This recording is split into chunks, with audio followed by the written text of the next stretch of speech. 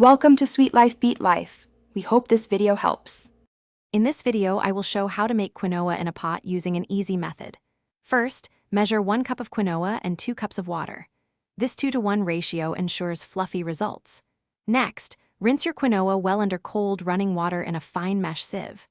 This crucial step removes saponin, a natural coating that can make quinoa taste bitter. Don't skip it for the best flavor. You'll be amazed at how simple and delicious homemade quinoa can be. Now, let's get cooking. Transfer your rinsed quinoa and the measured 2 cups of water into a medium-sized pot. Add a small pinch of salt to the pot. This really helps to bring out the quinoa's natural, nutty flavor. Place the pot on your stovetop and bring the water to a rolling boil over medium-high heat. As soon as it boils, reduce the heat to low, cover the pot tightly with a lid, and let it simmer gently. The simmering stage is key for perfect quinoa. Let your covered pot simmer on low heat for exactly 15 minutes. During this time, the quinoa will absorb all the water, expanding and becoming tender.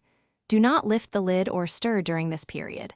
Once the 15 minutes are up, remove the pot from the heat. Keep the lid on and let it rest undisturbed for another 5 minutes. This resting period is essential for a light, fluffy texture. Finally, it's time to reveal your perfectly cooked quinoa. After the 5-minute resting period, remove the lid.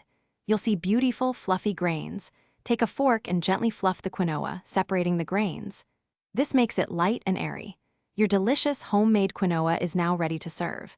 Enjoy it as a healthy side dish, a base for a grain bowl, or mixed into your favorite salads. For more great tips and deals, including a link for Little Tree's black ice, check the description below. Thanks for watching. Thanks for watching. Consider subscribing if we helped you.